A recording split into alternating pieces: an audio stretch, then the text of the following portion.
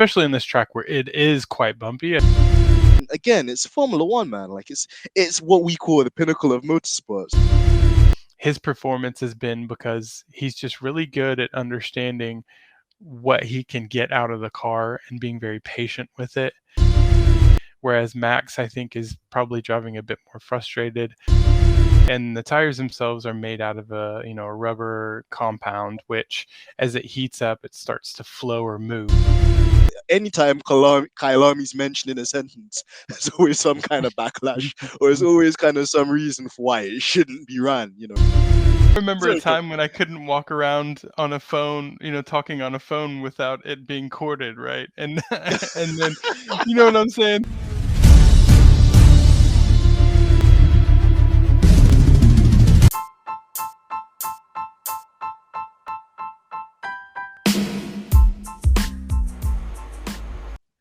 Hello and welcome to Georgie's Drippin' and Dippin'. It's your boy AMG Denz, and I'm trying to dip some nuggets in sauce, boy. I'm telling you.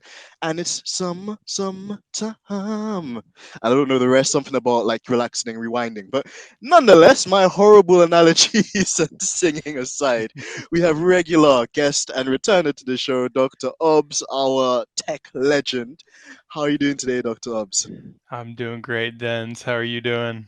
Man, I'm trying not to melt, and that's another thing. For all of our Dutch listeners as well, I need you to write in "Kom je halen, Georgie," which is translations for Georgie, I'm coming to get you.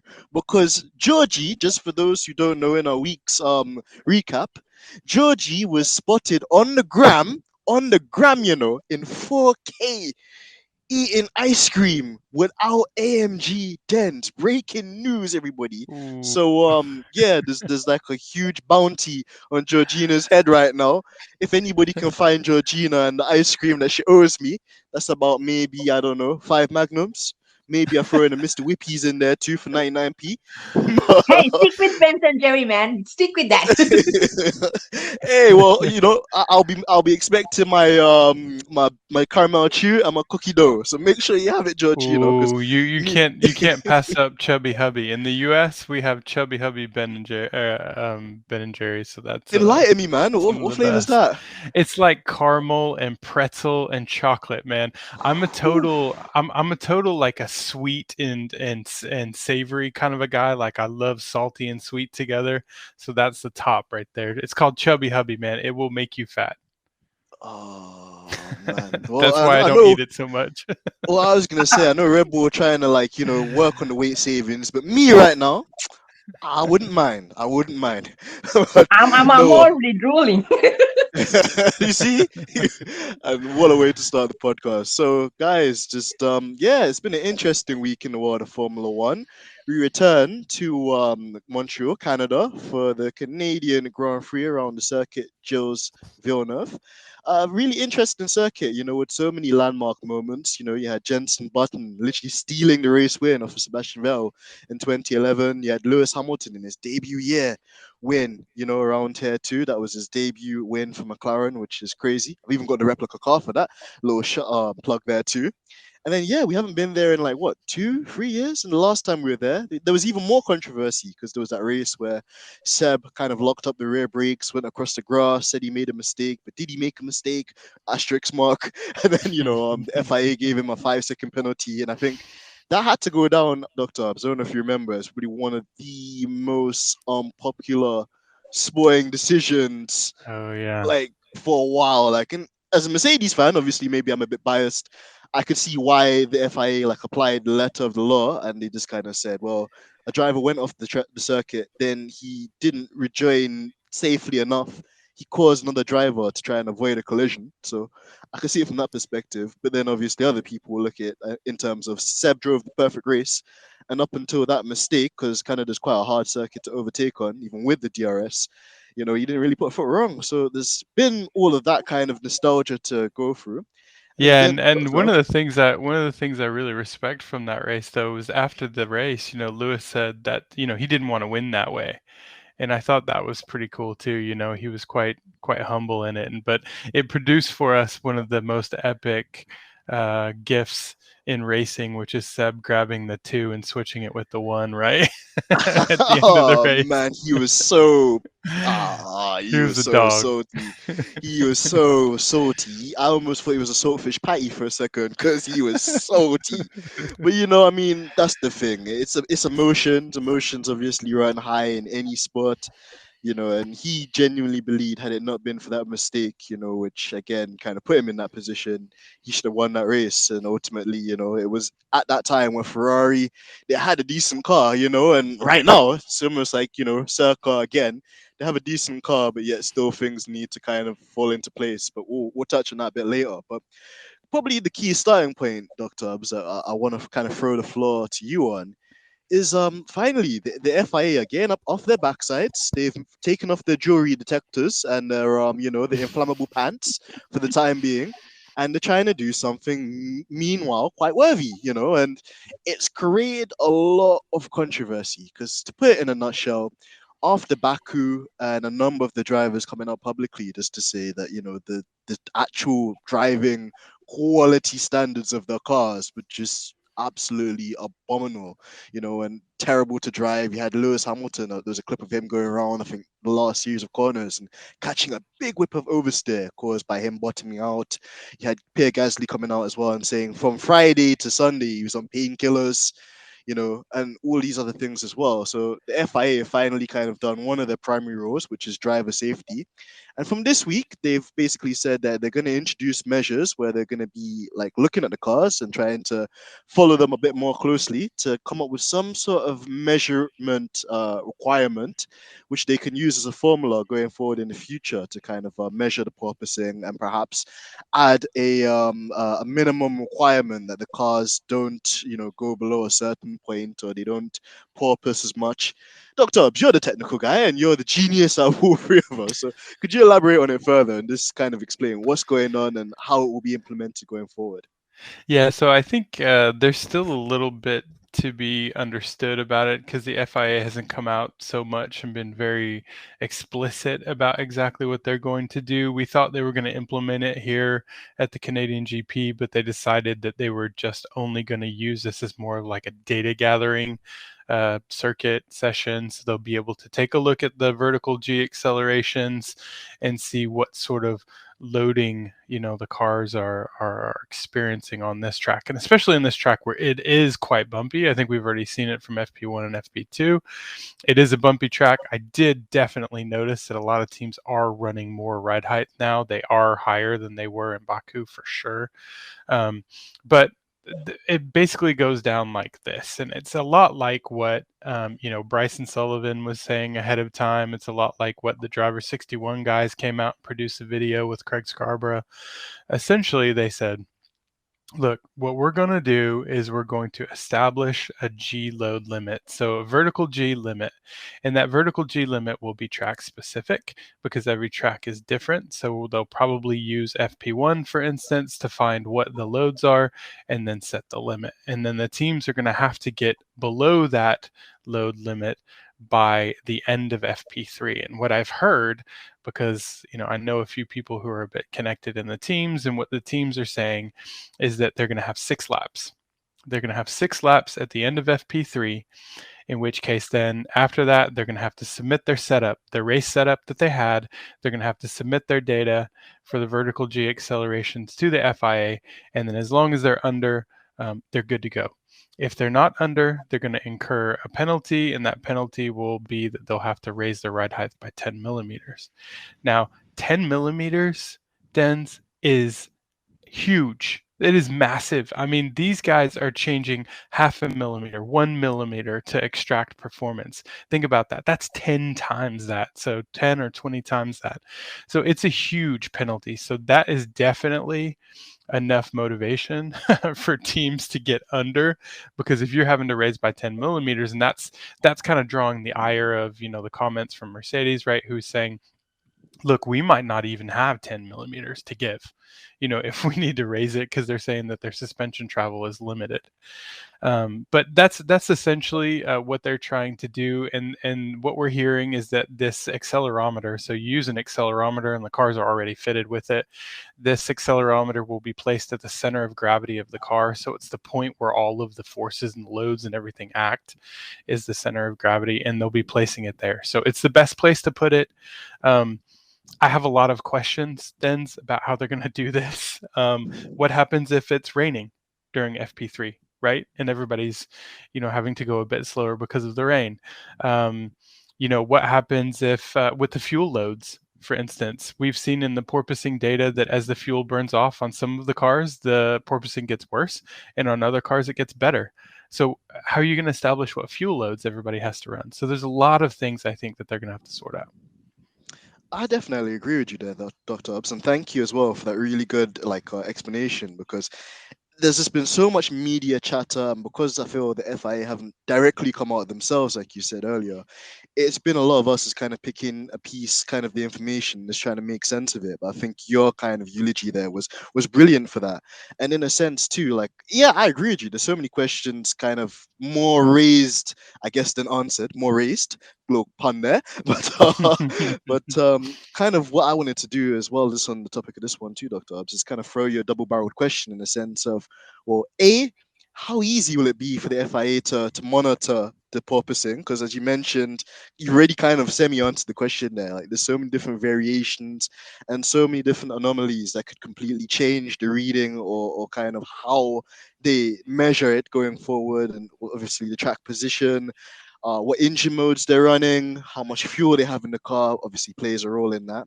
And then secondly of all as well, which is more the moral question, because your boy Max kind of said it in the Friday kind of media day.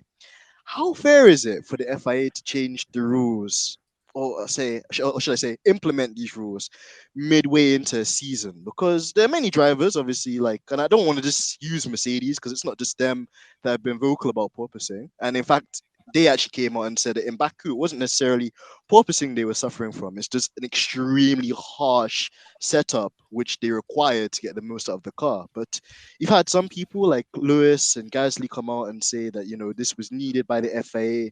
It's good that this intervention came in because driver safety is paramount, which I absolutely agree with.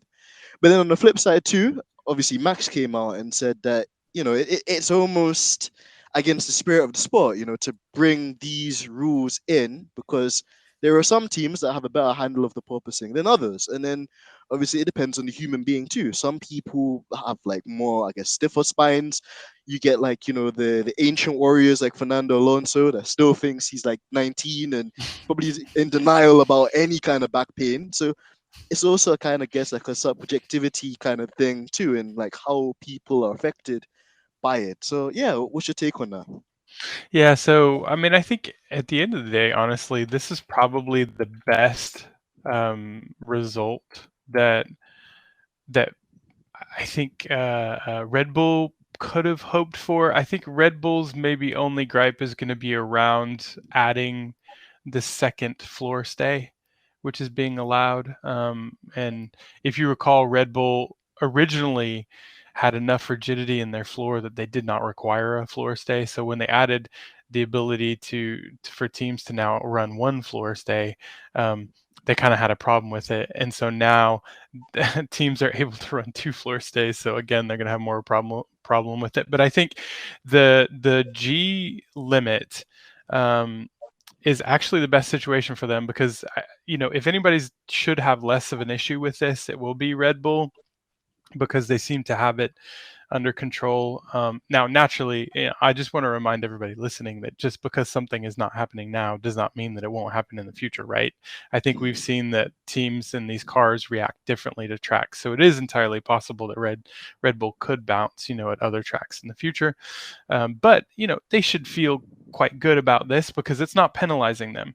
And what it is doing, though, is forcing the other teams that have this issue to sort that issue out. And probably that issue is going to have to be sorted through race setup, through track setup, where they're going to have to raise the ride height.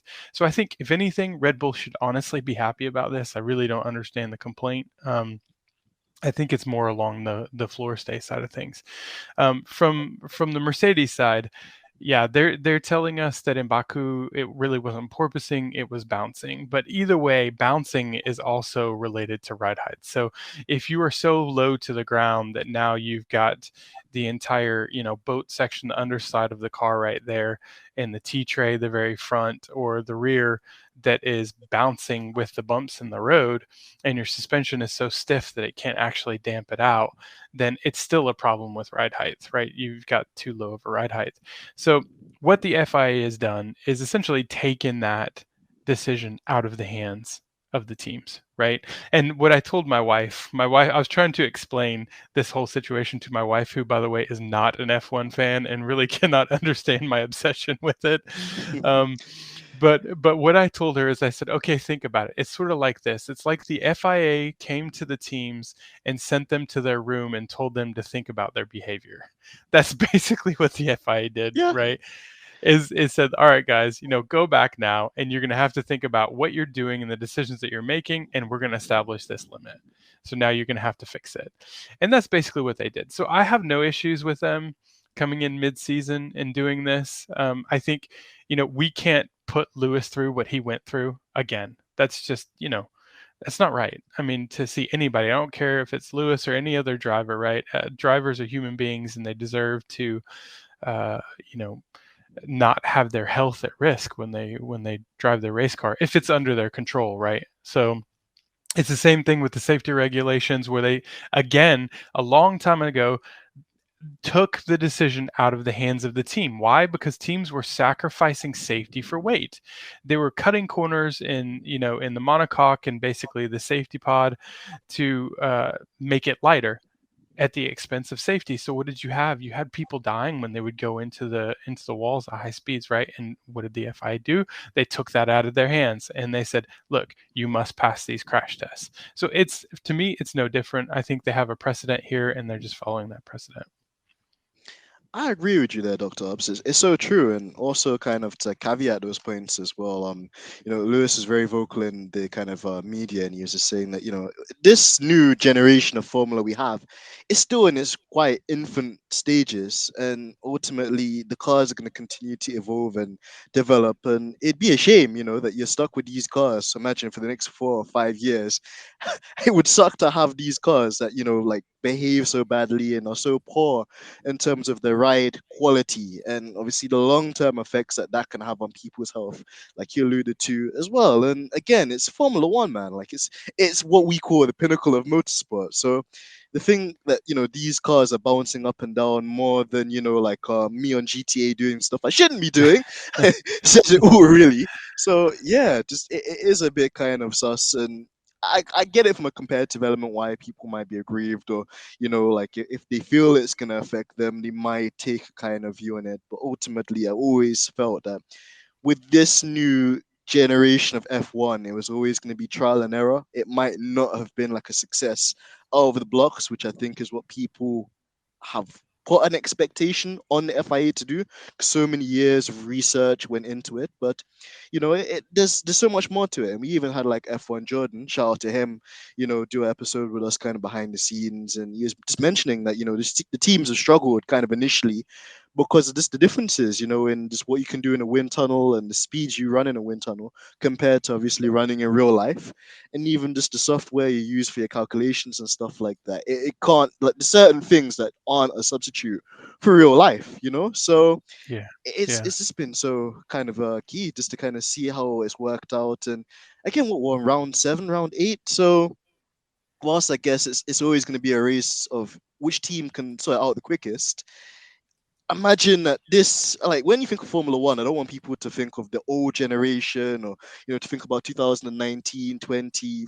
People probably need to look at this Formula One as just completely a new formula, like we're back in 1950s, for example, and it's just a completely new Absolutely. sport, because that's what it's ultimately come down to. So there's been so Yeah. many different things, but then Yeah, on and that, I was just, sorry, I was just going to expand on that. And that's the thing that, every fan of every team has to understand. I think naturally Mercedes with their, record, I mean, 8 constructors titles, right, in a row, I think, isn't it? Yeah, I think I got that right.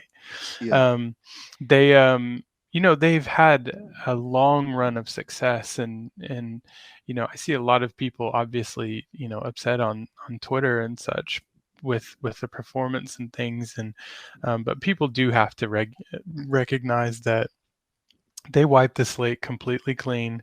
They started over, and I think we said this in one of the earlier podcasts that I was on with you guys, is that some teams are going to get it right, some teams are going to get it wrong, and some teams are going to get it in the middle. And as time goes on, it's going to converge. And the teams are going to, I mean, we're already starting to see some of the convergence, right? Think about I talk tech, right? So I look at all the technical convergence. I mean, one of the things you see right away is that, I mean, the most obvious is the Aston Martin, right? Kind of adopting a bit more of the Red Bull design. You've even also seen it now with Alpine.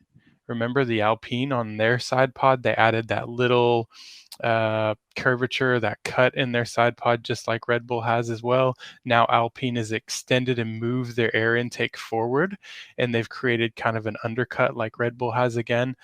Red Bull and Ferrari and Mercedes took the front bib wings. So on the double T tray, took that from Aston Martin, right? So you're seeing a lot of the technical convergence, and that's going to continue to happen. And as that happens, the teams are going to start to get a bit closer and closer together. Exactly that, and I'm glad you mentioned this Alpine as well, and Aston Martin, to be fair, Dr. Obbs, because we've seen glimpses, and it's more been on like Alonso's side, where, for example, in Austria, or not Austria, Australia even, he looked like he was going to set one of the really great laps until he had that hydraulic issue. And then we saw in Baku that the Alpine was one of the fastest cars in the speed traps, which is very rare for them. And then again, they've repeated that again this week because they've been fastest in the speed traps again. And Alonso has consistently been in the top five, this weekend as well. So there's been a lot of developments for them, and then also Aston Martin, like you mentioned too, with the green ball as we touted it as the time. But yeah, just even them, like, and it's been interesting, and actually I've been very impressed with them because they essentially have a completely new spec of car, and it's only what in its third race now, and already every week we're seeing it go up and up and up the pecking order, more and more too. And like you mentioned there, it's expectation versus reality. Of course, when you support a team, you want them to kind of hit the blocks running from the get. But sometimes slow and steady wins the race, and ultimately Seb, more so on Seb's kind of side, he's been kind of putting the car more in the realms where I guess Aston Martin would be looking for with the kind of restructuring phase that they're going through right now. And I have no doubt, that Stroll in his home race, he's going to be picking up an extra 50 horsepower maybe from the fans. So, yeah, it's really interesting, and that's also the kind of headache Mercedes, for example, have too, because it's not just a case that they can bring parts or solve something, and it might bring them closer to Red Bull and Ferrari, but of course you got other teams as well, like McLaren, Alpine, and Aston Martin, even the AlphaTauris from time to time as well on the more like low speed circuits. They seem to be a bit more prominent too. So there's so many different variations and traits that suit certain cars. Even like Zhou Guan Yu was having a really amazing race last week too. And well, we'll get into this now. It's gonna actually be the perfect segue, to be honest, Dr. Obbs, is Ferrari, man, what is happening with those prancing horses and that PU? Because we had Sainz last week with a hydraulic issue, I believe, and then Charles Leclerc with what could have been another turbocharger, like 4 turbochargers this season. Like Charles Leclerc has more turbochargers than my AMG does outside, and that has 2, but he's used 4.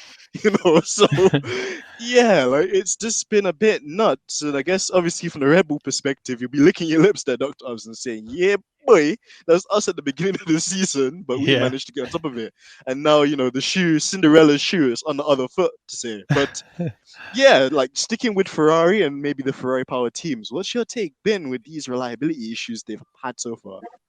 Yeah, I mean, I can definitely empathize with how they're feeling. As you said, we started out the season with a couple of just abysmal DNFs. I mean, the double DNF in Bahrain still makes me sweat. But I know how they're feeling. I really can't explain kind of what's going on because we're, like we said, like 8 races into the season, and then now these issues are cropping up.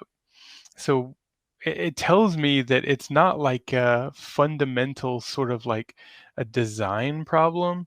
Maybe it's some kind of a long-term wear, long-term reliability issue that they're having, right? And I've heard, that it's an MGUK problem that's causing all their issues. So all the kinetic energy recovery that they're doing with the MGUK, that there's a fundamental issue with that, and that people are saying that it's not the PU, it's the MGUK, and that's causing the PU to run under stress as a result of it. But you never know what you can really trust out of the Italian media at times, right? So, I was going to um, say that, Dr. Obbs, as well. Let me just interject there, sorry, yeah, before you yeah. continue as well.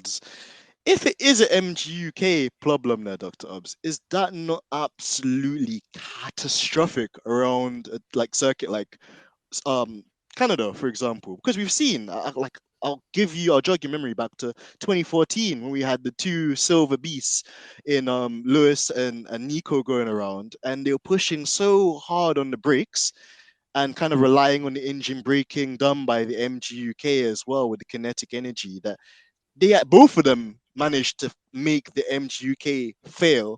And it's just one of those things where around Canada, there's lots of heavy braking kind of events. And because the brake discs themselves are so like small, there's more emphasis on that MGUK element to kind of get the braking done and stop the car. And ultimately, as well, around a track like Canada, isn't that more concerning, wouldn't Yeah, you think? absolutely. Yeah, and I think that's why you've seen Charles is now taken, the fourth PU. He ran the third one in FP1 and FP2 just to get it into the pool. And then now they're taking the fourth one, so he's taking a 10 place grid penalty. Yeah, absolutely. They're doing it because of that reason, I would think. You've got 6 heavy braking zones here, and you absolutely need that MGUK because, as you said, I mean, you can't do it all with the brakes. So this is definitely going to be a track where it's going to stress the system. So could we see another failure? If it's a failure that's resulting from long-term wear, then theoretically no for a new unit, right? But if it's a fundamental design issue, then in that case you could see it. So I'll be definitely interested to see if they have an issue with it.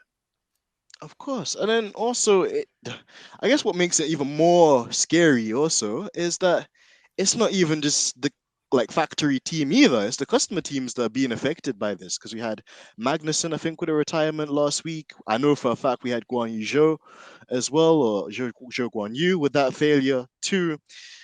And I think there was like a list, Dr. Obbs. I don't know if you saw this circulate on Twitter too, but there was like a list showing you like how many laps have been led by each team. And then the bottom four was literally all the Ferrari powered team. So what's your kind of read been on that too?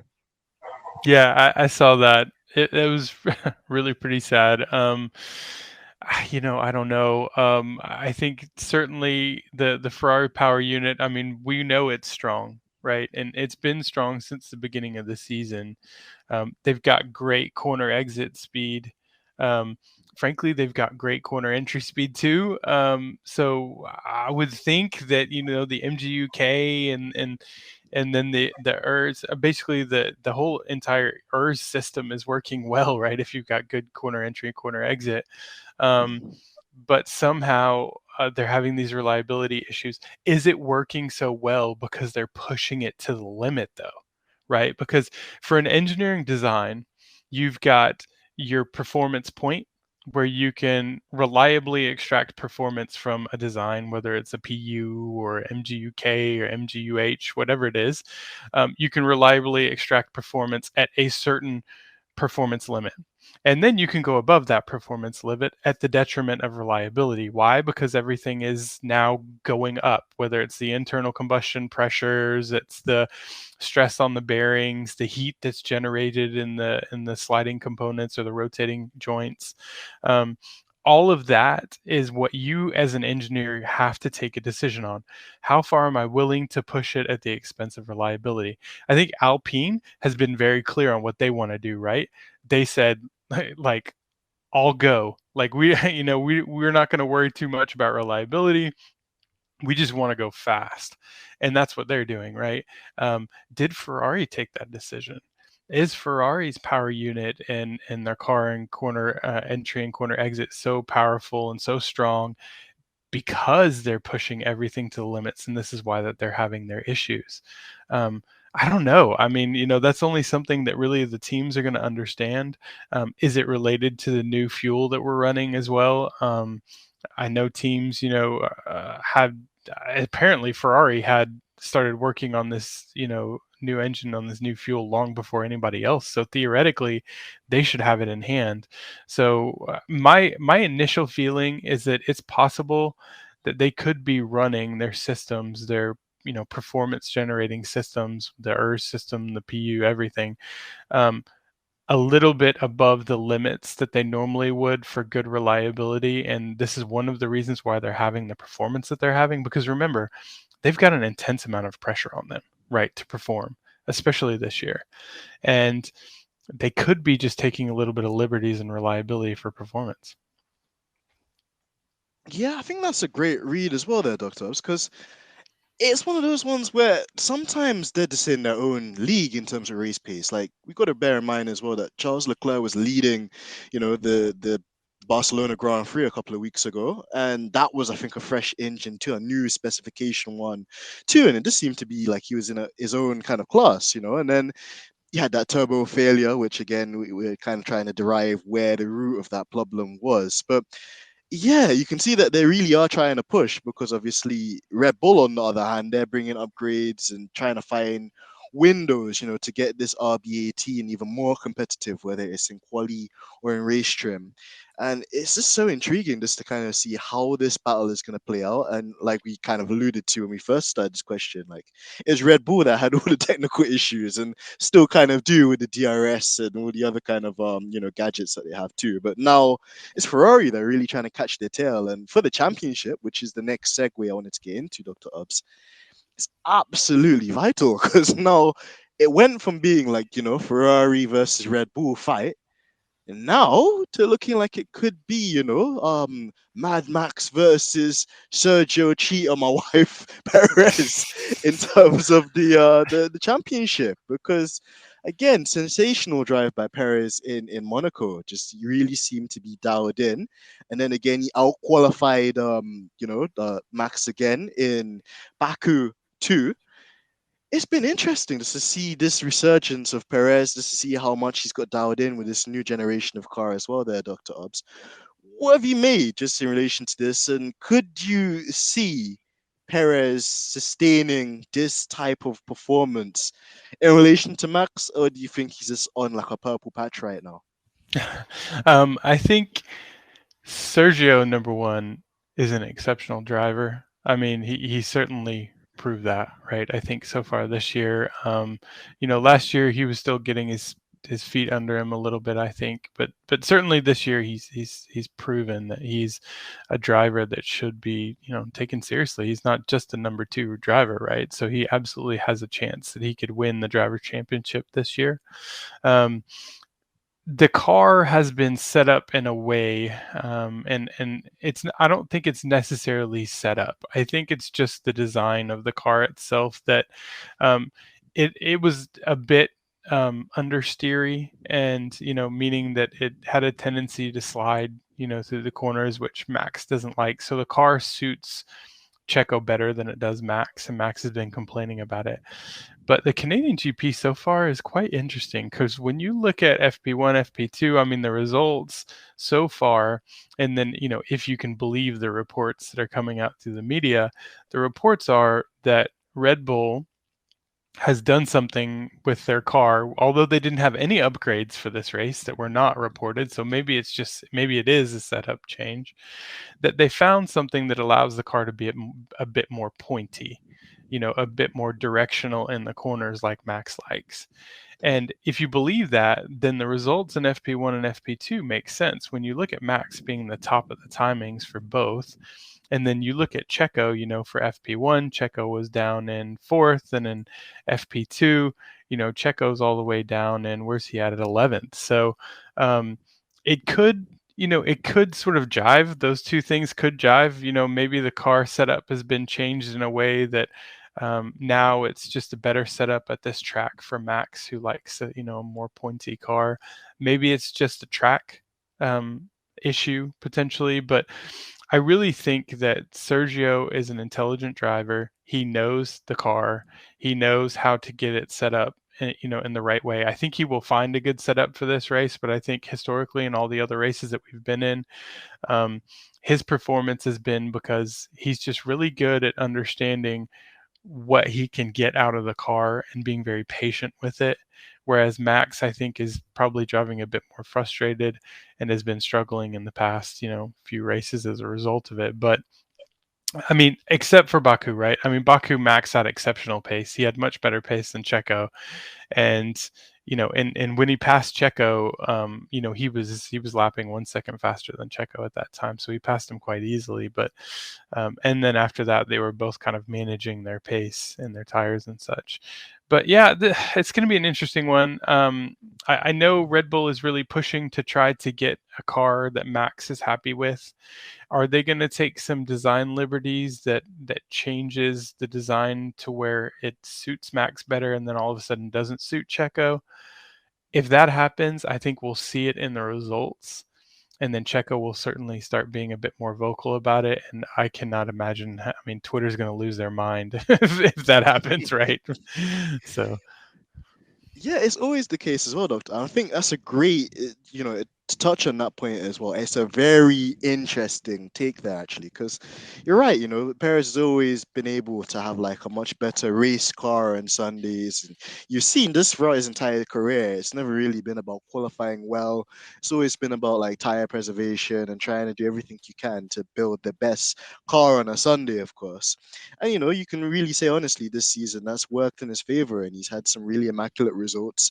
He's really like pushed and been more prevalent at the front, challenging Max and Leclerc, even if it's still not quite, within like a tenth or 2 tenths, but close enough anyways. But another thing, and I think Georgina might actually have to check my blood pressure, because for once in a while, I might actually be giving Max some credit. But I just wanted to touch on this as well, like Dr. Obbs here too. Like, what have you made of Max's mentality this season? And like, to me, we're starting to see a more maturing driver, because one thing I picked up just looking at the Sky Sports coverage was they asked Max just, what has he thought about the season so far, things that he could improve. And like you highlighted, he seemed like a man possessed. He's not leaving any stone unturned. He wants to wrap this championship up by the Belgium Grand Prix if he could. I know it's probably mathematically impossible, but he does not want stress. He doesn't want that Lewis Hamilton stress, from last season. Like, he wants to wrap this thing up early so he can go and play iRacing with his friends.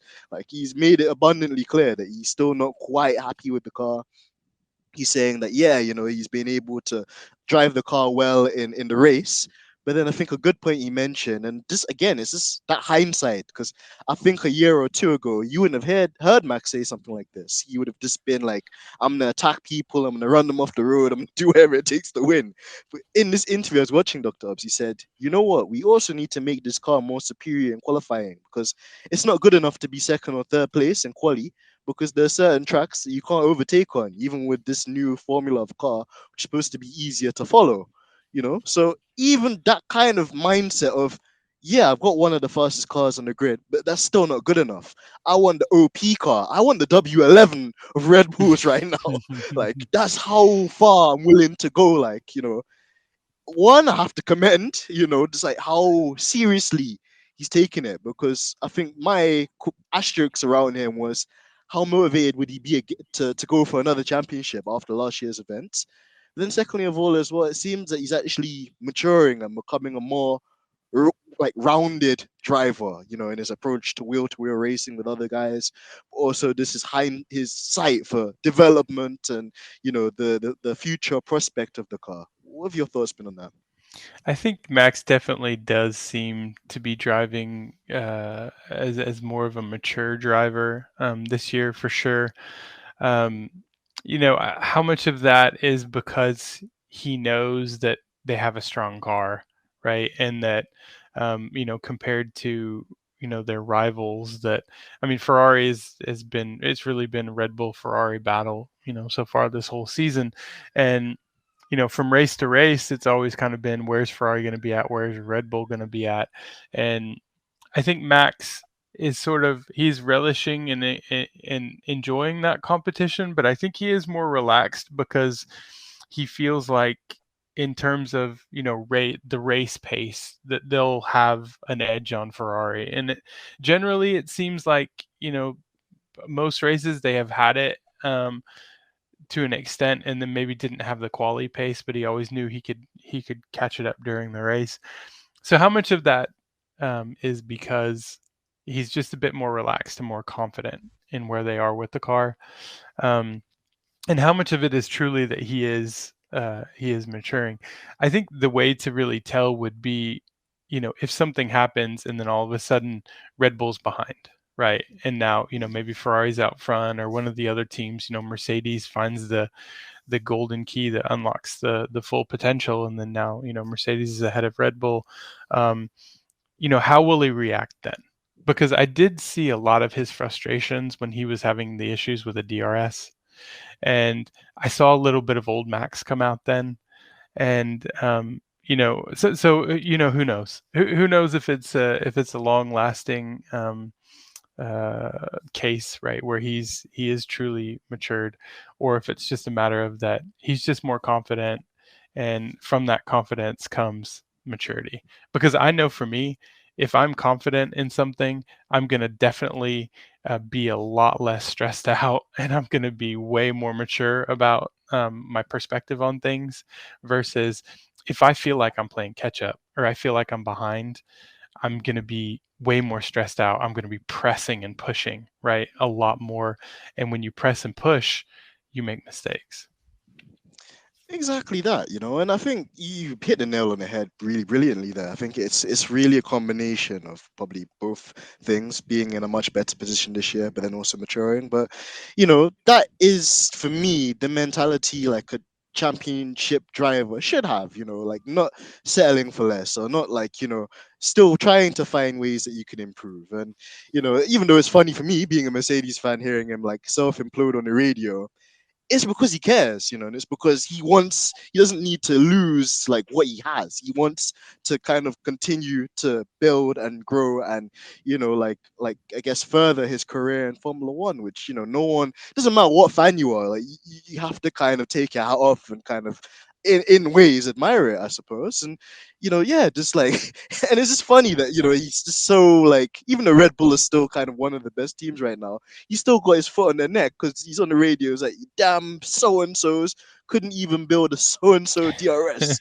Like he's just like, you guys are so useless. It's like he's so like, even though he's leading the championship right now, he's still Yeah. just like, like that, and it's again because I guess he knows what it's like as well, and he would have lived through that kind of period where Red Bull were with Renault and they had all the reliability issues. Like, was it like 2019? I want to say when they had the Renault engines and Ricardo was there, and they had maybe like 6 or 7 DNFs. So Oh, so bad. yeah, trust me. So Yeah. like take him a Mercedes hat off. I could see a young driver that's been through a lot of trauma Mhm. and had a lot of things taken away from him, whether it's through his own doing or through stuff that was completely out of his control. So he's just not leaving anything to chance, and he just wants every single. He's just being ruthless, which, in this kind of like era, you need to be, because at least Mercedes and Lewis, they had such a strong synergy, and they were so clear of the rest. You could almost kind of have that kind of like thing to take it a bit more easy, or to be more experimental and to try different things. But with this season, it can just turn like that, And you've even got George Russell, which again, he's doing a phenomenal job. And it's not that I think he's beating Charles Leclerc or he's beating Verstappen. The car isn't at that level. But having said that, with the setups and with the more simplified things Mercedes are doing with his car, he's starting to get the results. And even he's got himself in that top four, top five kind of mix.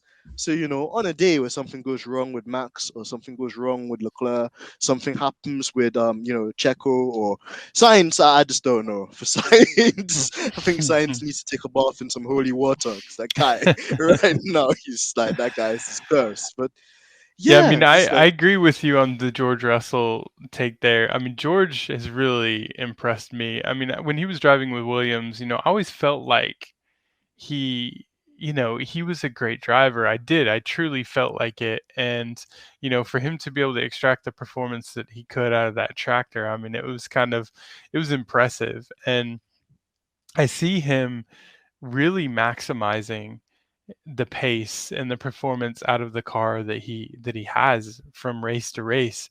And they call him Mr. Consistency now, right? And it's well deserved. I mean, he has been consistent, and he's driven within the bounds of the car.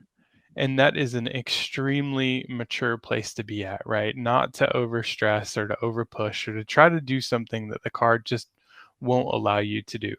So he's driven within the bounds of the car, and it's been incredibly impressive to me. this is exactly it as well, Dr. Obbs. And I agree with you in just terms of like he's been so mature with the way he's been driving, the way he's been dealing with the media as well as another thing we could touch on separately. But like you mentioned as well, just in the cockpit, in the car, you never see him kind of making radical mistakes or doing something over the top. I think he kind of got that out of his system whilst he was at Williams, and he had those mistakes, like the races at Imola, where he basically took out his predecessor in Valtteri Bottas, or the race even before that, where he dropped it under the safety car and he could have got points there too. So he's been through his own fair share of kind of trauma and learning experiences. And then I always kind of felt sorry for him because it's just like I always liken it to when you're at university and all your friends get their driving license before you do.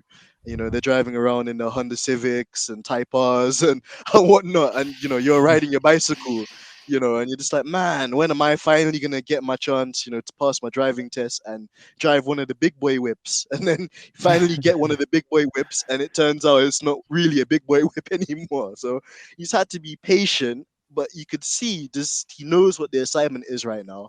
He knows that there's no point trying to take too much risk and destroy the car, because ultimately right now Mercedes' entire MO is a data gathering exercise. So Mhm. if you destroy or if you crash a car, then what data the team have, in comparison to what they're doing with Lewis's car, to then, push the team forward in the future, especially with limited testing time, limited wind tunnel time. The teams have the cost cap measures as well, which means you can't go crazy with like, spending time doing experiments and stuff like that too. A lot Yeah, of and that stuff. that right there is so important. Sorry to interrupt the cost cap And before you move on. It is so important because if you crash your car and now you have to spend all this money to fix it, you use replacement parts, you're robbing yourself of performance.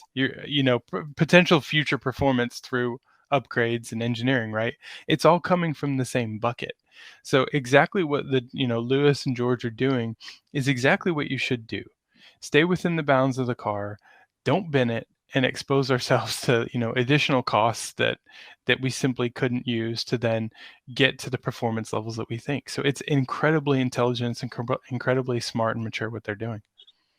so true, so true, and that's the thing as well. And I don't want to get onto like a granny bashing episode of looking at drivers like Mick, because we did that with Denny the other day, and it was a lot of fun. But again, just when you think that a driver like Mick Schumacher, yeah, he hasn't been in the sport as long as George, but there's maybe only a 2 or 3 year difference there. You see that George is able to pick his battles and kind of drive the car competitively enough to kind of keep his kind of like nose in there when there's the opportunity for a podium.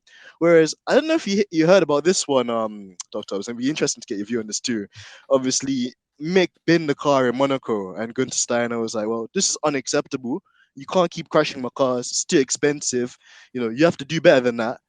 So we've got to Baku, and then Mick's done the complete opposite now, and then he just wasn't pushing the boundaries enough, and around the circuit Yeah. like Baku, if you're not close to the walls, if you're not kind of using the track width of the circuit, if you're not really trying to go all out, you're gonna lose so much time. And he was not even a little bit off the pace; he is radically off the pace. To which Gunther Steiner also said, like that's not good enough either. And if you can't find a middle ground, or if you're not like what is it like story with the three bears, man, and the porridge. Goldilocks and the Three Bears. Goldilocks.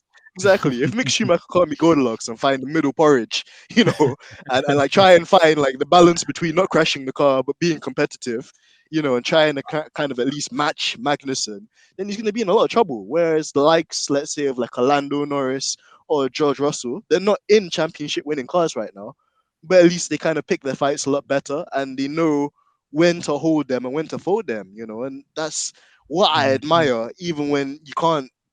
It's harder to kind of compare them to a Charles or a Max because they don't have the car to compete with them yet.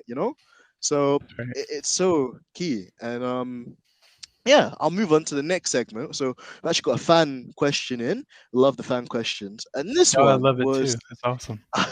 they're amazing, aren't they? But yeah, Yeah. like this one was how can a driver manage tires whilst driving, and how does it affect the performance of the tire when you're not on the edge of its performance window? Which I thought was a really good question. So shout out to that person. But Dr. Obbs, I'll let you carry this one away.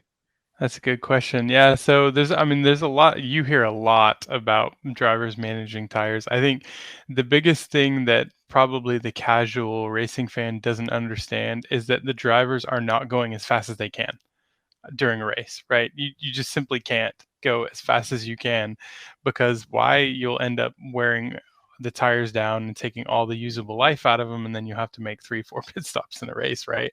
And it's just not possible. So it's a balance of finding the performance limit while not extracting too much um, usable life out of the tires. And the reason is because as you use the tires, they heat up naturally, right? And the tires themselves are made out of a rubber compound, which as it heats up, it starts to flow or move. It's not quite like a liquid, but it's not like a solid either. It's like something in the middle. It's almost like putty. And as the tires overheat, they start to move a lot more. And as the tread, or not tread, there's no tread on a slick, but as the surface of the tire starts to sort of flow and move in the direction of the lateral G's, which is away from the apex corner, you start to lose parts of the tire. That's why during a race, when you see people offline, they pick up all those little marbles, because those are little bits of tire that have been sort of flowing and moving during a race, that by the time they get to the end of the tire, just fly off, and then you get those little marbles all over the car, all over the track. And so that is tire degradation. And if you're overstressing the tires, you're overheating the tires, and then now the tires are a lot softer and they're flowing more. So now a lot more usable thickness of the tire for the actual, performance is now wearing away. And then you run a couple risks of either, not having enough tread or enough surface area of the tire to actually be able to grip the surface, because now you don't have enough thickness of that tire there, or you're going to risk a puncture, right? Which is what some people get, when you overstress a tire, then you end up, puncturing the tire. That's one thing. The thing that's quite interesting, and I'm going to draw this to what happened in Baku to Perez, is that when you are doing that, when you're pushing the car, so after Perez passed Leclerc, Perez was, he was on fire, right? He was like, his pace was rapid. So he was pushing. It's obvious that he was probably not doing such a good job. The tire whisperer, unfortunately, didn't do such a good job of whispering to his tires. And ended up overstressing them, which got them a bit hot. Then what ended up happening? You ended up having a virtual safety car. So when you have a virtual safety car, the speed drops, right, to your delta. And then at that point, your tires lose all their heat. So effectively, your tire that now was very hot has now cooled. And when your tire cools, what happens to the elastomer or the rubber that's in there is it's got a lot of these. I'm gonna use a technical term here, okay? It's got cross-linking in the structure of the rubber, and when it's heated up, the bond strength of those cross links is less, which is why now the rubber is able to flow and move. But when it cools, it reestablishes those cross links. Okay, so the rubber regains its strength. And when it regains its strength, it's now harder. And whatever state your tire was in at that time, it reforms itself, it reshapes itself to that state. So now when you start to then, the virtual safety car is gone, and then now you put heat back into the tires, you then start to get graining because all of these little flow patterns in your tire as the tire is moving have sort of hardened, and now you've got graining, and your tire's done. I mean, sometimes you can work through the graining, and as you heat the tire back up, you can soften up kind of the graining on the tire, and then sort of as you go through the corners, it again flows to the outside of the car, and then you lose the graining, and then you can get the performance back. But that's not what happened to Checo. So that's a really long answer to that great question. I hope I answered it correctly. I think you did, and it was an exceptional answer, if I must say so myself, Dr. Obbs, because it was both on the technical kind of grounds of what actually happens with the tires, it's deconstructing, and you get that thermal wear that you mentioned too, but then also the kind of mechanical aspects of how the tire reacts when you're on the limit of pushing it, when you're outside of its operating window, and you see that drivers go about it in a different way. You gave the example with Perez in that situation as well under the virtual safety car, but then also like even Lewis, for example, too. Like when you see Lewis, sometimes what he'll do during a stint, which is like what you mentioned as well, is he will not push 100%. He'll kind of push about 80%. And then obviously Mercedes fans will know about this legendary kind of thing of hammer time. And essentially Lewis Yes. confirmed in like an interview to Martin Brundle that essentially is when Bono comes on the radio and they're thinking about pitting. So then they'll tell Lewis to use the rest of grip he has Exactly. remaining in that tire, take out all the life from it, and then when you do that, that's it. Like you can't get that grip back, and it's just interesting just to see how tires react in different conditions, like Dr. Obbs mentioned there too. And if you let them cool, then and you try to push again as well, then you get graining and blistering and these different things too, which is caused by different heat cycles. So it Exactly. definitely plays a huge role. And then obviously with this higher kind of like tire profile that we've got as well, and less flex in the sidewall, it has a lot of different characteristics and ways that it plays out too in terms of the strategy and how teams go racing. So yeah, really great question there. And moving on to the next segment there, Dr. Obbs. Let's do some F1 news. So I know we talked about the porpoising earlier as well, and that's been very interesting to see how it's going to play out for this race, and I guess more importantly, the ones coming up in the future. But another kind of development we had throughout the week was some more progress with the Kylami Grand Prix potentially. So Stefano Domenicali flew out to Johannesburg and had a discussion with the organizers of I think it's the SAGP, the South African GP board, just in relation to things that they need to do still to get it signed off. I was reading a really good article. I'll need to kind of tell Georgie who it was so she can credit them in the description. But ultimately, they were just saying that it's still not just down to FIA being on board with it or FOM. It's like maybe 5 or 6 contracts that need to be signed simultaneously just to even get an event like that to run. But I mean, it's good that it's still being talked about. It's good that we're actually seeing physical action, because actions speak louder than words with these people.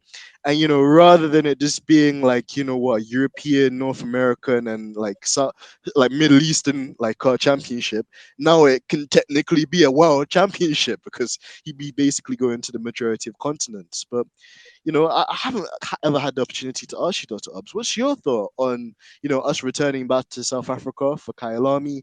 And also, kind of the caveat I wanted to throw you on this one.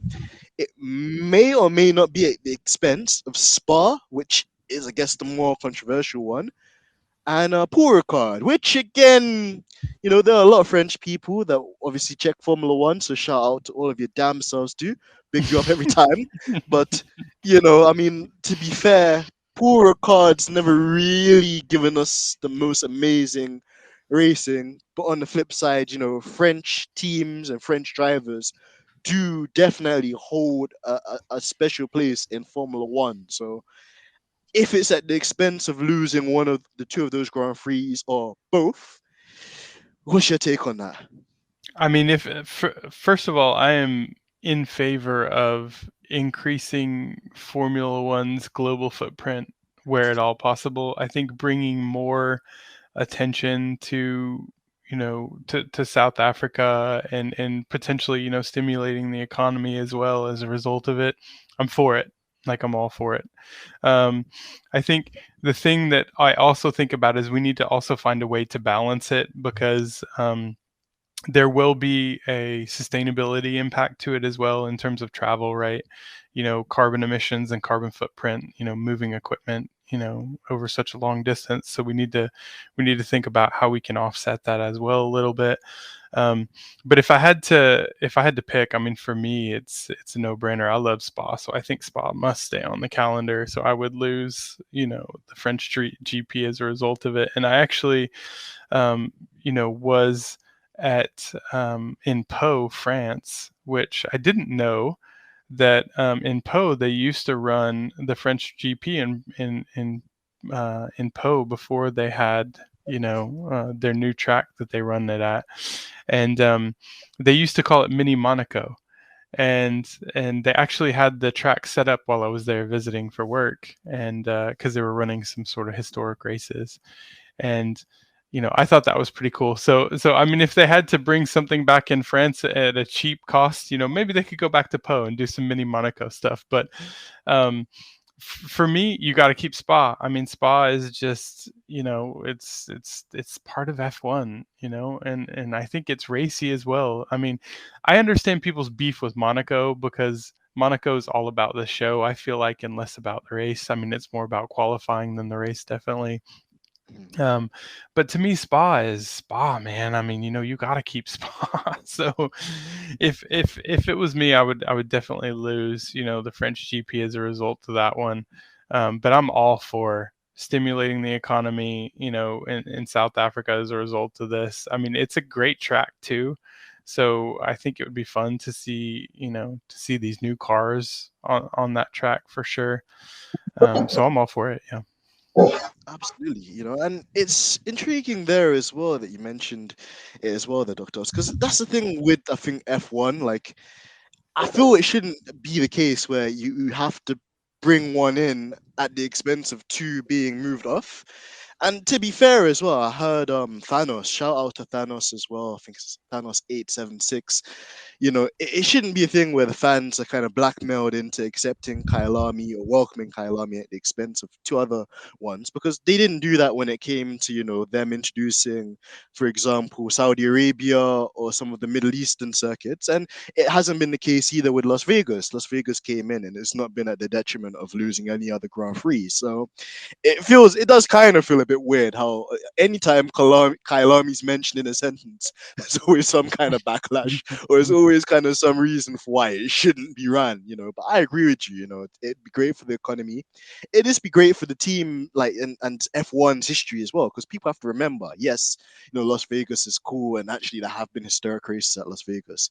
Yes, in a way, Saudi Arabia is cool, and it's interesting to see another night race and cars kind of like F1 in places it wouldn't normally be. But we've had history with Kylami. We've had history with South African drivers and Jody Scheckter. Mhm. There's been a lot of iconic moments, involving South Africa and just the racing there too. And I know that it's still, like we said, a couple of things that need to be done. I think the circuit also requires a grade 1 FIA license to be run there. But again, Zandvoort didn't have like a grade one license either, and they threw money into, like basically redeveloping it, repurposing it for Formula One cars. And that's, probably to his credit because of one driver, because there's only one driver that's relevant in Formula One right now, and he drives a Red Bull, and they did that because they knew that, the economy and kind of the economic point would be huge because like Max is doing so well right now at Red Bull. And that's always the case when Michael Schumacher was doing well. The German Grand Prix used to sell out. When Fernando Alonso was doing well, the Spanish Grand Prix used to sell out, and it's always the case. And even with Italian culture, when I'm sure when Valentino Rossi was winning all the MotoGPs, you couldn't even fit your face, in any of the Italian Grand Prix because it would just be packed. So yeah, I think they just need to just accept Kylami and continue doing the works that they're doing to make it happen. And I don't think it's one they'll ever regret because it's just gonna be phenomenal. The tourism, just the economy, like you mentioned as well, it'd be huge. And actually, a good like Dr. Obbs, I feel like you and the guests, like you guys hack into my PC and you see like my little like notepad with my scripts and my stuff like that. Because honestly, you guys see everything. Can like this is probably the best segue I'm gonna do on this one. Is you touched there about the sustainability of Formula One flying out to different countries, and like basically the efficiency of doing so and making sure that our carbon footprint is still managed in doing that. A great kind of point I wanted to make there as well is, Sebastian Vettel was in the UK a couple of weeks ago. He was on a very popular debate talk show called Question Time on the BBC, where a lot of politicians get grilled, as they should, for lying to the people and just generally just like there's lots of debates about, the environment and stuff like that. And Yeah. yeah, just kind of I wanted to just pick your brains on that as well, Dr. Obbs, on just F1's effects on being more green for the environment and trying to keep up with the number of races, but then trying to reduce on like the global kind of like I guess footprint that they have, and this is generally where we stand. Because my Yeah. kind of take on it is that Formula One is incredible. You've got these 1,000 horsepower beasts, setting times that are like crazy, like it's almost unheard of at the times that they're doing, but they've got the most efficient engines in the world. It's like a 1.6. Just to put into context, like my C43, I want to be a Vincenzo and be an AMG snob. Like my AMG has a V6 engine, and so does a Formula One car. And my V6 engine has two turbos, whereas like maybe a Formula One car only has one turbo. And my AMG has a 3 liter engine, and the Mercedes hybrid engine is a 1.6 liter engine. Yeah, my car only produces like 400 horsepower, and Mercedes F1 car produces over 1,000 horsepower. So they're the most efficient engines you could potentially have, for the amount of power and performance they could deliver at any one single moment of time. But, yeah, it's crazy too, because then you have all like these teams and stuff and trainers and catering and media, and it's like a circus. So Dr. Obbs, like, how did the teams, how does the sport continue to like make it sustainable, but at the cost of like not affecting, what is F1 and what is the culture and what is the spectacle? Yeah, it's a great question, and it's a question we should all be asking. I made a post about this on my Twitter.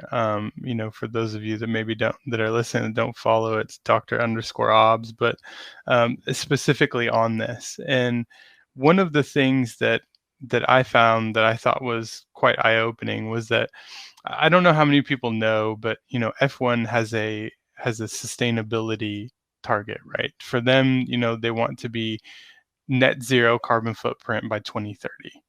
What does net zero mean? Net zero means that, in their carbon emissions and their carbon savings, when you equate these two things together, they end up being, net zero carbon emissions. So from that side of things, they have a very clear objective, and I think it's the right objective. Now, whether or not they can achieve that, obviously, it remains to be seen. But one of the things that I posted about that I think is quite eye opening is that in 2019, F1 released their report on their carbon emissions. Like, where are they emitting carbon, right? And you know what the power unit emissions was? So percentage out of 100% of the carbon emissions for all of F1, what percentage do you think the power unit emissions were? Just a guess. Maybe 2, maybe 0, maybe 1%. Yeah, so 1% would be close. It's 0.7%. Jesus. I mean, a tiny amount is coming from the cars. I mean, you hear a lot of people talking about, oh, well, this driver drives around in a car that moves around on the track that, emits all this carbon. It's 0.7% of the carbon emissions for Formula One. So I know we're focusing a lot on what we're doing with the power units and the type of fuel and things like that, but everybody needs to realize for the sport of Formula One, we're attacking a problem that is only 0.7% of the problem. So that's the first thing. And then after that, the next highest is what's called event operations. So 7.3% for anything that's related to the broadcasting, the support races, the paddock, setting up the paddock, the carbon that you're going to have in setting up the paddock, the energy use at the circuit. It's only 7.3%. Okay. And then after that, it's 19.3% for the facilities and the factories. So all of the teams, anything that's all F1 owned or operated offices, facilities, and all the team owned operations, Brackley, Milton Keynes, all that, right? Taking into account the power that they use, the energy that they use, everything. That's 19.3%. And then after that, the next highest is 27.7%, which is for business travel. Okay, so all of the travel that's required for now, the teams, the personnel, everybody to fly to their destinations. And not just the races, but also to any events. Like if F1 is having, the awards show or whatever, right? The awards ceremony, all of it. Nearly 30% of the carbon emissions for F1 is just from moving people around. And then the rest, 45%, is logistics. That's road transport, air transport, sea transport for all of the equipment that needs to go race to race. That's why, over 70%, nearly 75% of the carbon emissions of F1 is from moving people and things around. That's why the calendar is so important. Because when we spend so much, sorry, I'm getting really passionate right now. Go for it, Doctor. We love this. I'm sure you can hear it in my voice. But that's why, when we spend a lot of time talking about, the type of fuel that we're going to use or what we're going to do with the engines and things like that, I get it. From my tech head side, like I'm there for it. I love it. But we're attacking the wrong problems. We need to attack the right problems, which is the calendar first and foremost. How can we create a calendar that is more environmentally friendly? A great example is what we're doing here, right? Where we're going from Baku, from Azerbaijan, all the way to Montreal, and then now to Silverstone next, right? What can we do with the arrangement of the calendar so that we can move people around less, or we can have a lot more of the events that occur, in close combination to each other, to where teams are not having to fly back and forth too much. I do understand there's a human element to this, because if you've got 3 races in a row and they're all occurring, say, in North America, what are you going to do? Are you going to keep the teams away from their families for an entire month, right? And not allow them to fly back home, in between races? I understand there's a human element to that. So we need to think about that as well. But what can we do to be more responsible with the calendar? I think that's the first place that we need to start. And the next place that we need to look at now is what can we do in terms of, how many people do we need at a race that now requires all the business travel that we have? What can we do to maybe reduce the amount of back and forth trips? As far as the logistics go, I think teams are naturally doing what they want, what they can to try to reduce the cost of logistics, because, oh, by the way, logistics is also part of the cost cap. So this is why Red Bull and Mercedes and everybody is talking about inflation as well, is because you can see the carbon emissions usually tells you where you're spending all your money as well, by the way, because that's fuel that's burning off and everything, that's happening as a result of that. So you're spending a lot of money on logistics. So I think there's a benefit to the teams that could be that not only would we address the sustainability questions with carbon emissions by having a more carbon friendly calendar, but we could also potentially reduce the costs that the teams have to exert as a function of, the logistical aspects of the calendar itself as well. So we could kill two birds with one stone. And I think F1 is looking at that, right? There's a lot more pressure, but I think we need to keep the pressure on for them to do it. I think so too, Dr. Obbs. I think it comes around everywhere because, kind of to circle back to how I opened this question, like Seb was on this TV program, and one of the fans, in the typical thing we just talked about as well, like, oh, you're an F1 driver, you're creating the pollution, aren't you a hypocrite because you're talking about environmental change, but then you're flying everywhere in the country. It's my best impression, by the way, but That was pretty good. thank you. But but yeah, like what I was so proud of Seb for was he didn't rise to like the person trying to troll him on the TV show, and he said, "Listen, I'm guilty. I am a hypocrite, because yes, there's things which I'm doing, which is completely the kind of like polarizing opposite of what I want to achieve. But I'm not sitting down on my ass and doing nothing either. I care about these causes and the things that we need to do."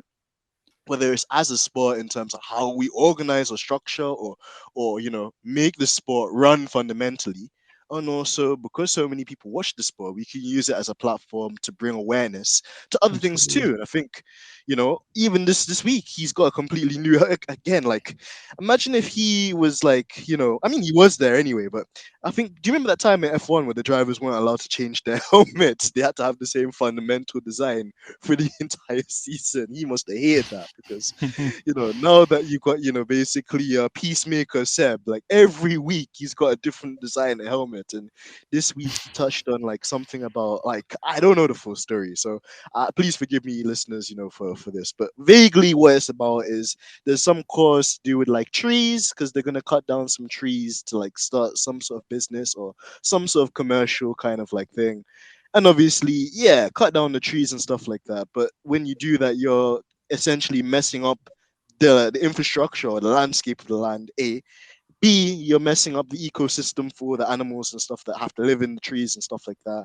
And then C, if you're gonna do stuff like that, what are you then doing to kind of reimburse or like remunerate nature? Are you gonna plant back those trees? Or what are you doing to kind of like put back the earth as you found it in, to make the Yeah. earth in the best state, so there's so much that the FIA and so much F1 could do, and I think they want to do it. It's just sometimes they could be very lackadaisical. I think even with them, they bite off more than they can chew, and then it becomes a project of, ooh, maybe we got into this too deep, and maybe we should just think. But that's why I'm so happy we got the likes of Lewis and we got the likes of Seb that will push them, to consider how they go about doing things and make them do things in a different way. And it's not only just for the benefit of the environment, but also the benefit of the sport too, because if you could run a sport like you mentioned, but you can do it at a fraction of the cost, or you can reduce overheads, or you can improve the quality of life, all of the mechanics and team that work so hard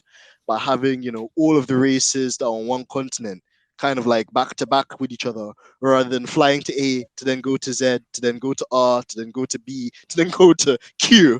Like, it's just more Exactly. logical that way. So yeah, Yeah, it makes absolutely. sense. And I love the drivers being so outspoken. I really do. I think they've got a platform. And I don't care if you're an F1 driver, if you're playing in the NBA, if you're playing in the Premier League or whatever. I mean, if you've got a platform and you have an opportunity to change things or to raise awareness on social topics, absolutely do it. And I love to see that. Um, something that you mentioned, about carbon credits basically is what you're talking about. How do you offset carbon with you know carbon savings or carbon credits, they call it. That's definitely some things that the teams can also look into. I know a lot more of the teams themselves as well, by the way. Their facilities, they're doing a lot to offset carbon by going to solar power and things like that, right? And their facilities are using more sustainable building materials, which is fantastic as well. So I'm here for it. I mean, I think, we need to keep pressing on a lot of these social issues, obviously our environment being a big part of that. And we all have a role to play. And I think I'm going to hold, F1 accountable to it as well. So, I mean, I don't know how little old me can do it, but I'm still going to talk about it. So, hopefully people will listen, and it's great to see the drivers talking about it as well.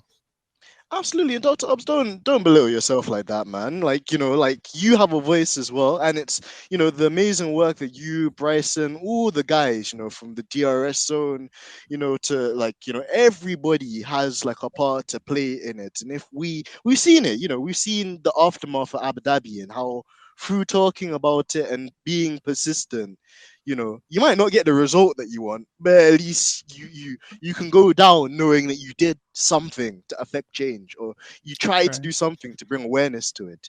And the more of us that come together on these like great platforms, and we speak about these things, the louder our voices are. That's So right. And a lot it's of the just technology from Formula One, by the way, is going into these constructors' cars. A lot of the technology from Formula One's going into Mercedes cars. It's going into, I don't know about Ferraris, but oh and gosh. when Porsche gets in, and Audi gets in, I mean, a lot of this technology for, hybrid systems and things like that are coming into road vehicles as well. So we can't ignore the fact that this sport is also being used to develop technologies that are going to also affect our road cars as well, and make them more efficient road cars. Absolutely. I mean, if we want to really go down the technical route there, doctors, we absolutely could because it's a fact, And I mean, like from the Mercedes point, I can speak about that a bit more. Not so much Ferrari because the car probably wouldn't make it off the dealership, God, based on the reliability they have, bless them. But no, like I've been following AMG, and again, I just want to get your thoughts on this as well. Actually, just on a side tangent, there's this whole kind of thing within the AMG culture that AMG has to have a V8 engine and it's going to be naturally aspirated. But AMG have come out and said that they're not doing that anymore. From 2030, they're going to try and just move away from combustion engines. But for the time being, between now and then, they don't want to like go with these big kind of high displacement engines. So they're moving away from the V8 format and their most beloved car, the C63. From now on, like all AMGs or at least kind of flagship ones, they're gonna have like a four-cylinder engine with some sort of like hybrid kind of like elements or components. And with the C63 that's gonna be coming out shortly, it's the first car to have an electric turbine.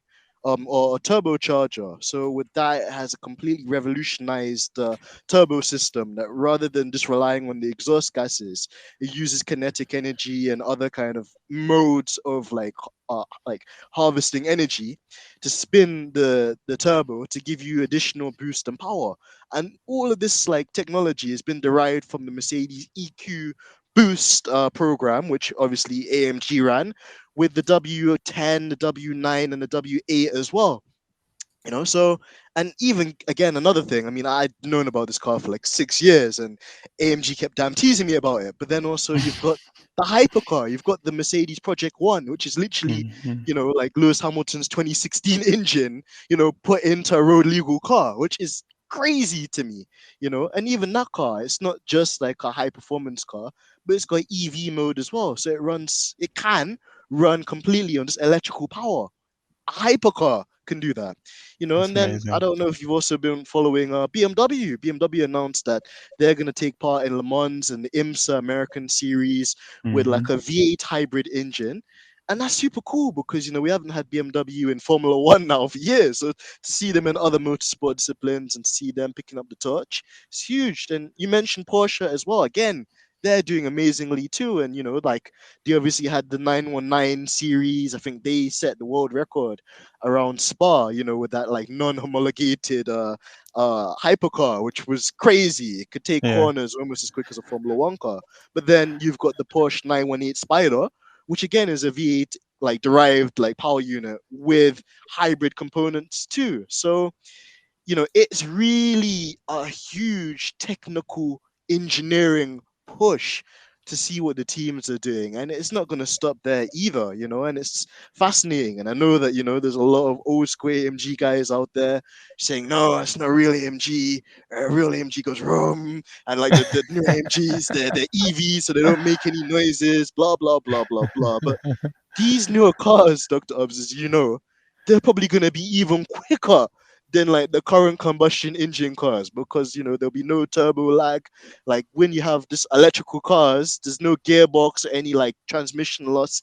The torque is like, it's immediate, so That's it's right. so fascinating. Yeah, you Denz, you nailed it, man. That is a perfect explanation. That is really, really good.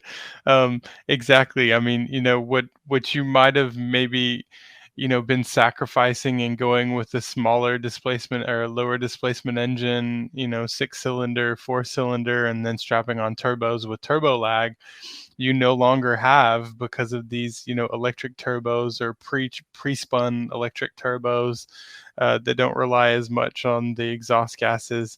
Um, I've had both, in my life. I had a Mustang Cobra, which was like V8, just monster, and then I had a Super Turbo, which was like a V6, turbocharged car with lag, and they all have their advantages and disadvantages. I think the purist in me is always going to be like, you know oh man, I want something that's classic, that's got a big old engine in it, but what it's just not sustainable for road cars and for the future, right? And so we can extract even more performance from these power units that have less displacement and now have a lot more of these hybrid systems on them. And you can run it up against something with a V8, and you'll smoke them around the track, right? So I think at the end of the day, it's all about what can we do to be socially responsible with the vehicles. And you're 100% right. Formula One technology has made its way into road cars, maybe some cars that we can't quite afford yet. I can't quite afford yet, Yeah, but we'll get there. maybe We'll one start day. GoFundMe. We'll start that GoFundMe. Don't worry, Dr. Obbs. We'll get there. We will get there. But no, you're right, and that's the thing. I mean, yes, it's in the higher kind of flagship models too, but there'll become a time where it's gonna, enter the entry level stuff too. And that's always the case with technology. You'll see it again, not being a the Mercedes guy I am, but usually with Mercedes, they'll throw all the like high specification stuff in the S class, which is the big 120 grand limousine, and then over time that technology comes into the E class, which like the chauffeur car, then the C class, which is like what a peasant like me can afford, and even the A class, which is like a little kind of like compact hatchback. And over time, you see that the technology, this becomes more and more refined, and there's other ways of doing it. So it's crazy, but it's just such an exciting time really to be alive, because like like even just in terms of just like computers, for example, like we had obviously like the huge big back kind of like PCs. Then in the early 90s you had the development of the internet. Then you obviously had PCs, laptops, sorry, and now obviously now you have iPads. It's like, even if you just take it out of motorsport and you just look at technology on the whole and how things have changed, even for me, just being a 90s baby, it's nuts just to kind of like watch the rate and see just how things have progressed in such a short period of time. And, just how quickly the world develops and it evolves and it adapts to different, circumstances, whether they're financial or whether they're like, environmental in that sense too.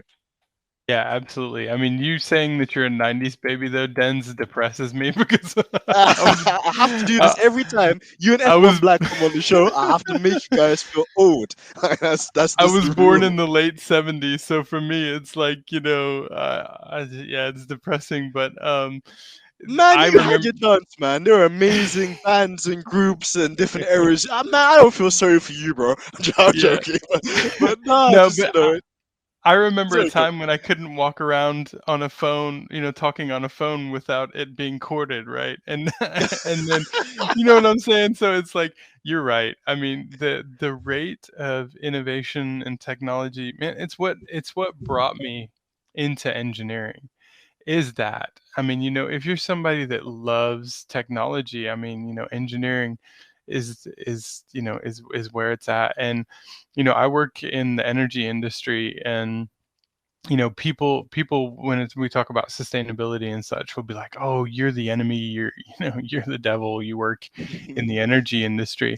But people don't realize how much the energy industry has brought into sustainability as well, whether it's like offshore wind farms, or it's the ability to create energy from waves and things, which is crazy when you think about it. So there's a lot of things, the battery technology as well. A lot of it has come from the energy industry that electric vehicles now use as well. So there's a lot of things that come from different industries, that technologies and advancements and things. And the future is so incredibly bright. I mean, I think about I've got 3 kids, and I think about what my kids are going to experience in their lifetime. And it just blows my mind. And I'm here for all of it, man. I think our mindset is right. We're thinking about the environment when we're doing these innovations, which is fantastic. And we're thinking about just increasing our happiness, our mental health, our mental well-being as well along the way. It's no longer that we're doing innovation and sacrificing people's well-being or mental health as a result of it, right? We're not working 80, 90-hour weeks anymore. We're actually prioritizing mental health along the way, which I think is perfect. So we're finding a good balance.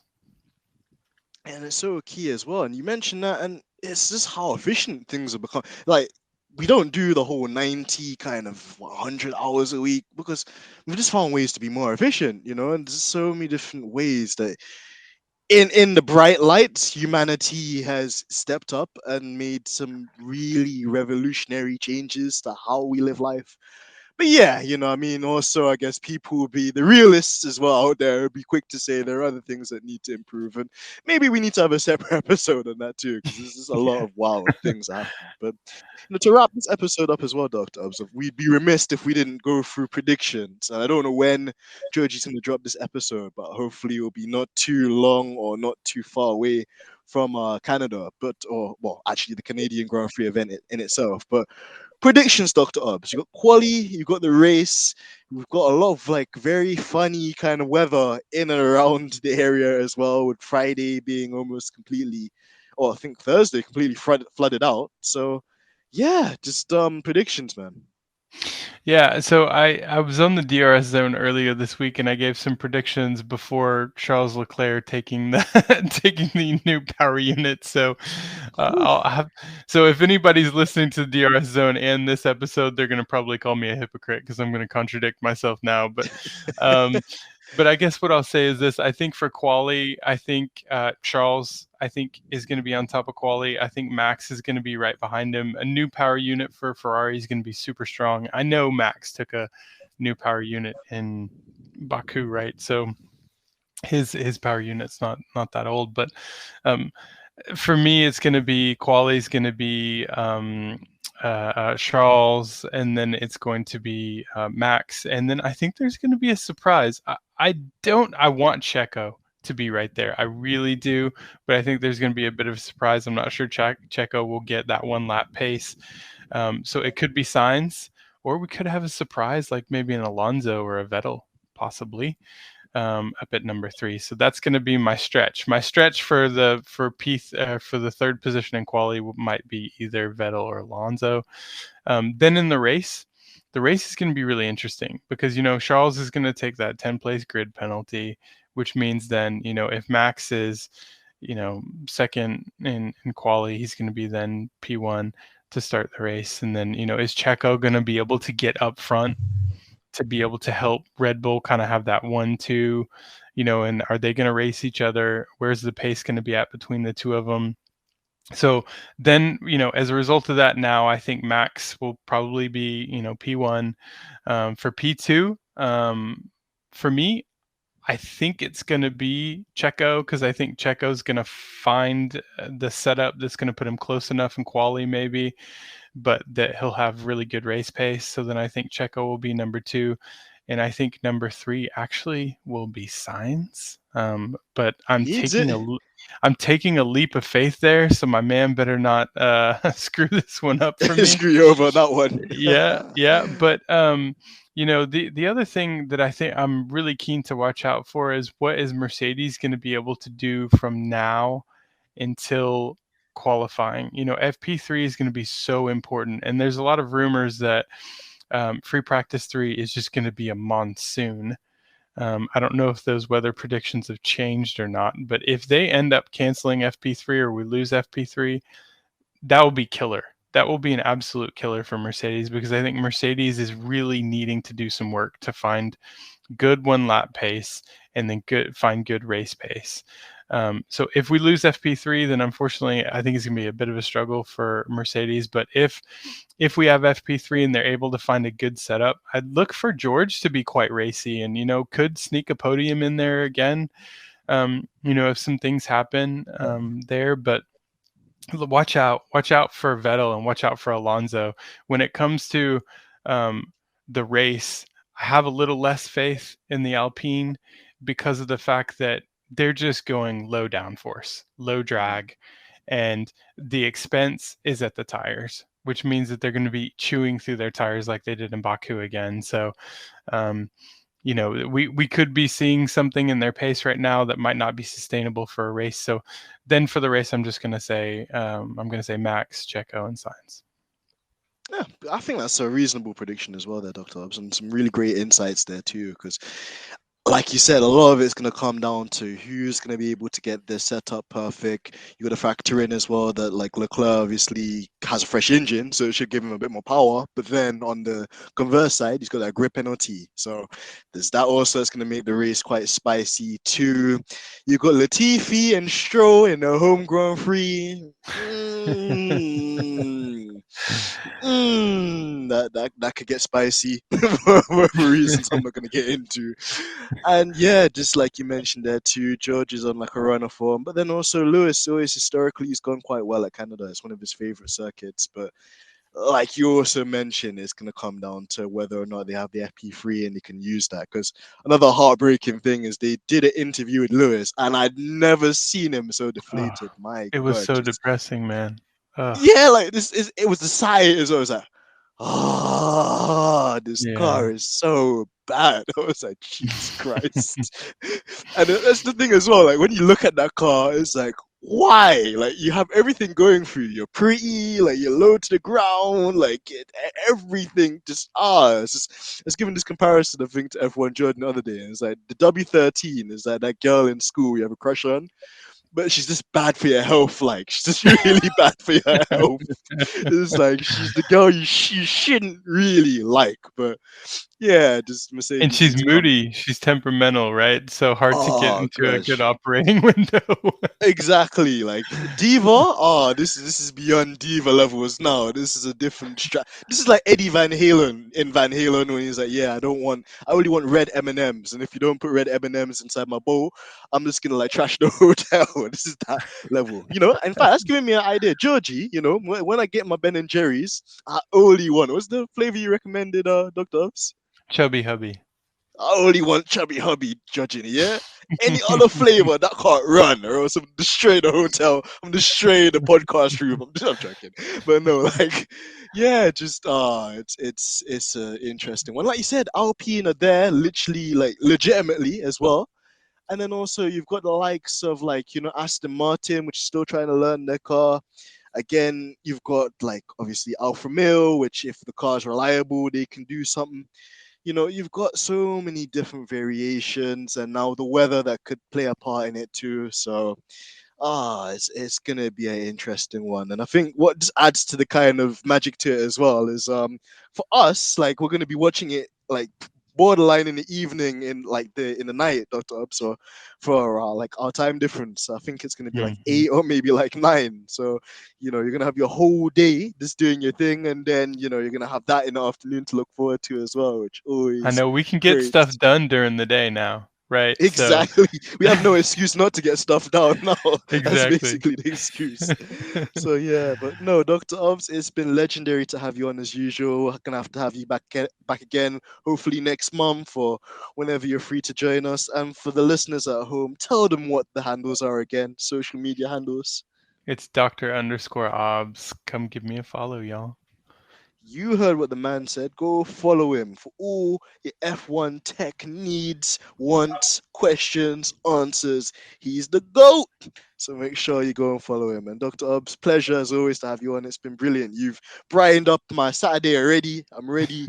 Got lots of energy. I don't know if that's going to be the case later today with this W13, but we move. It We is what it move. is, as Yep. they say.